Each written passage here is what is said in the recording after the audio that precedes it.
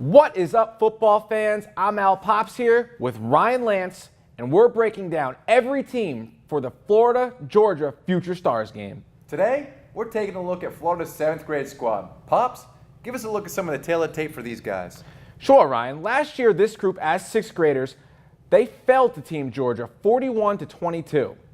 This year, Team Florida returns 12 players from last year's team, and the roster is 43 players deep.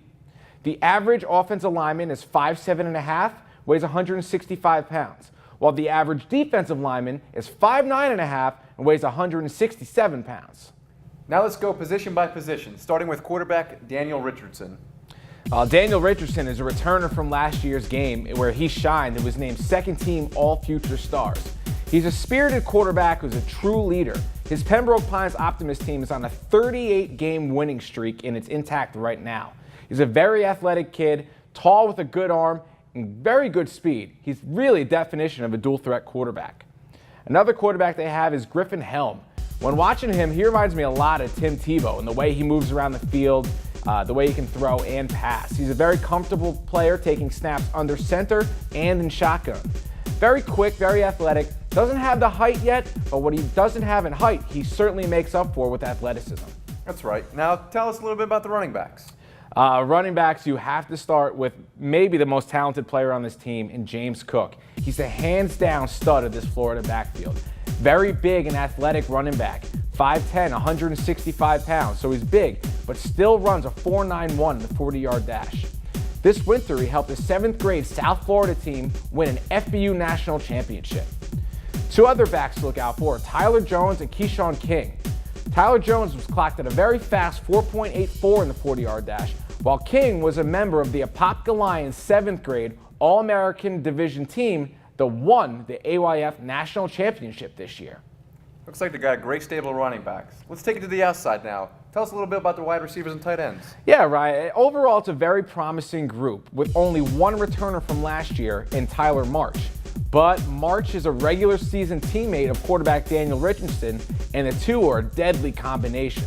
March is one of the two biggest receivers on Team Florida. He's 5'10", and Keyshawn Goins is also 5'10". The fastest of the receiving group is Taekwon Peneas, who was clocked at a 4.83 in the 40-yard dash. Also, be on the lookout for Mekhi Burris as well. He was named the 7th grade MVP of the Orlando tryout. So it seems like Team Florida's got a ton of weapons at the offensive positions, skill positions. How about the offensive line? What's Team Florida working with here? Well, Ryan, they're a little bit different. Only 2 of the 6 returned from last year's team. Jaquarius Johnson and Glenn Lee are the only 2 returners. It's a smaller group of linemen that on average is 30 pounds less than Georgia's defensive line, so we're going to really have to see how they match up against a bigger team. It's a big difference there. Take us across the ball. What about the defensive line? Well, overall, the clear standout here is Raymond Collins. Collins in 7th grade is already 6'3", 212 pounds of pure muscle. He was named the 7th grade MVP of the Bradenton tryout and completely dominated at defensive end. He should be the most powerful and athletic player on the entire Florida roster. Another defensive lineman to watch out for is Brian Lima, highly athletic defensive end, and he was named the MVP of the Fort Lauderdale tryout. He was timed at a 4.84 in the 40-yard dash, making him a great pass rusher. 2 other players to look out for, Freddie Espinoza and Keontae Harrison. They both bring experience, are returning from last year's team. So we got 3 of 7 linebackers returning from last year's team. Who else is anchoring in the middle of the defense? Yeah, you got Willie Davis, Reginald Gatson, and Shelton Tompkins, all very fast kids who ran sub-5.0 40s. Derek Burns and Raymond Cutts bring some necessary size and power. Respectively, they're 5'10" and 5'11". And then lastly, you have Zion Brown. Brown brings a winning pedigree, having played for the Apopka Lions team that went undefeated this season. So they got a winning group there. Mm-hmm.